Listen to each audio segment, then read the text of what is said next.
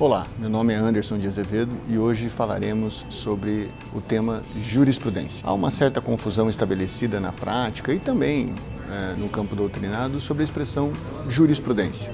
Comumente, nas práticas forenses, costuma-se utilizar essa expressão como sinônimo de precedente. A expressão jurisprudência ela tem sentidos muito mais amplos.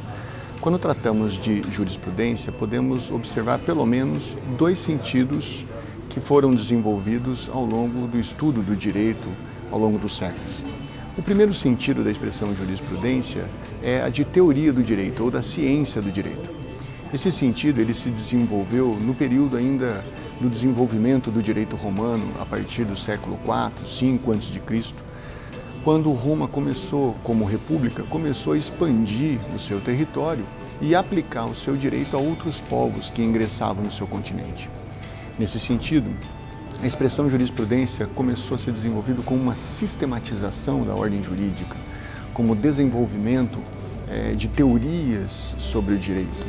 Os romanos, então, desenvolveram, por intermédio de seus profissionais do direito, estudiosos do direito, a magistratura pretoriana, que foi uma espécie de poder judiciário. Estes homens analisavam os casos concretos, as situações postas à luz do direito romano e aplicavam o direito para os casos concretos, formando decisões paradigmáticas. É daí que começa a se desenvolver a ideia ou a noção de uma teoria do direito, uma sistematização e a organização da ordem jurídica romana. Na Itália, até hoje, se utiliza a expressão jurisprudenza como a faculdade de direito ou como a teoria, como a ciência do direito. A gente também pode observar a aplicação desse vocábulo em outras expressões como a jurisprudência dos conceitos, a jurisprudência dos valores. Nesse sentido, portanto, jurisprudência significa teoria ou ciência do direito. Geralmente não é esse o sentido mais aplicado na prática forense para a expressão jurisprudência. Costuma-se utilizar a expressão jurisprudência como uma repetição ou uma reiteração de decisões judiciais que estão sendo construídas ao longo das práticas judiciárias. Também há equívocos nessa aplicação. Uma decisão apenas, tomada como paradigma, como referência do direito ou de um caso concreto, não pode ser considerada como uma jurisprudência. A jurisprudência, nesse sentido, é uma fonte formal estatal do direito. O que significa isso? Fonte formal porque ela é uma ordem produzida pela prática judiciária. E como prática, a necessidade de se evidenciar a reiteração de decisões judiciais. A necessidade de se verificar a existência de várias decisões que, de maneira uniforme, entendem ou resolvem determinado conflito. É sob essa perspectiva que se entende a jurisprudência como um conjunto de precedentes que são uniformes, que são reiterados, que são convergentes em relação à interpretação e aplicação de determinada norma jurídica a um caso concreto. Aqui a necessidade de a gente entender a expressão precedente. O precedente é uma decisão paradigmática, uma decisão formada a partir da aplicação da lei a um caso concreto e que serve de referência para a reinterpretação do direito em novos casos futuros. O precedente, ele é necessariamente formado por um caso concreto e uma ratio decidendi. O que é a ratio decidendi? É a razão de decidir, a forma como o Poder Judiciário, naquela circunstância, entendeu a aplicação da lei. Portanto, quando novos casos semelhantes ocorrerem, provavelmente o Poder Judiciário vai utilizar a mesma lógica de decidir sobre os nossos casos. Isso formam precedentes. E esses precedentes, quando eles estão uniformizados, quando eles são convergentes em relação à forma de sua aplicação, isso forma a jurisprudência. A ideia da jurisprudência como fonte formal estatal, ela tem origens no common law, no sistema de direito comum que é utilizado pelos países de tradição anglo-saxã. Lá, a referência não é propriamente uma regra geral e abstrata que determina o comportamento, mas a referência do comportamento tomado como norma jurídica é o conjunto de precedentes, ou seja, a jurisprudência, que indica a forma como a sociedade deve se comportar a partir da leitura do Poder Judiciário. É por isso que, geralmente, a ideia de jurisprudência está diretamente associada com o precedente. Precisamos apenas tomar uma cautela. É muito comum nas práticas forenses, na atividade judiciária, os profissionais do direito utilizarem a expressão jurisprudência de uma forma técnica.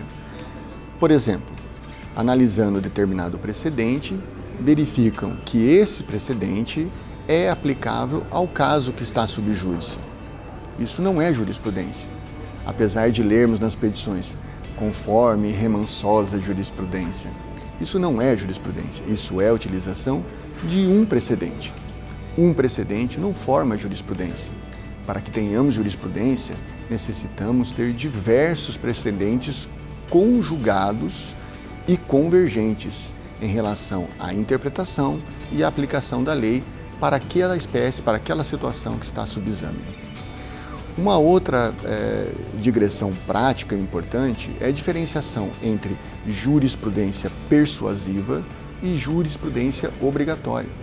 Os precedentes ou a jurisprudência persuasiva é aquela indicativa como uma complementação no processo de argumentação.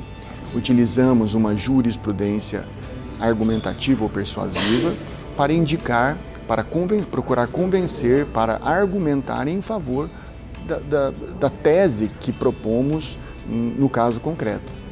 A jurisprudência ou precedente obrigatório é diferente. A este está vinculado o operador do direito, tanto o advogado quanto o juiz. Utilizamos o precedente obrigatório como um indicativo legal, ou seja, a forma obrigatória como o operador do direito, advogado e juiz, deve interpretar determinada situação jurídica. E como essa questão ela é tratada pelo Código de Processo Civil? O Código de Processo Civil de 2015 regulamentou de modo genérico a jurisprudência no processo civil brasileiro nos artigos 926, 927 e 928. Ali o Código previu que os tribunais, e nesse sentido ele determinou a todos os órgãos do Poder Judiciário, os tribunais devem uniformizar a sua jurisprudência, cuidando para que ela seja íntegra, estável e coerente. A ideia, a noção prevista pelo legislador do Código de Processo Civil foi justamente criar uma estabilidade, uma integralidade, uma coerência das decisões judiciais para que isso não comprometa a segurança jurídica. Os tribunais e os advogados, os juízes, na atividade que desenvolvem forense, devem observar qual é o comportamento, qual é o entendimento, qual é a interpretação que os tribunais estão dando para aquela determinada matéria, para que isso gere uma forma uniforme, confira uma forma, um modelo uniforme de decisão. E isso vai gerar estabilidade, isso vai gerar coerência e isso vai gerar integridade.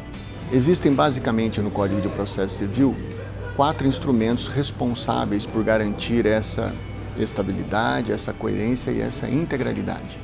São eles: o controle concentrado de constitucionalidade, as súmulas vinculantes, o IAC, incidente de assunção de competência, e o IRDR, instrumento de resolução de demandas repetitivas. Estes são os principais instrumentos para a formação de precedentes e, portanto, consequentemente, a formação da jurisprudência no direito processual brasileiro. E assim terminamos a nossa coluna. Hoje falamos sobre jurisprudência, apresentamos as suas origens, as suas distintas formas de compreensão da expressão, fizemos uma distinção entre jurisprudência e precedentes e mencionamos como a jurisprudência é regulamentada pelo direito brasileiro, especialmente pelo direito processual civil. Se você gostou, dê um like, se inscreva no canal e compartilhe.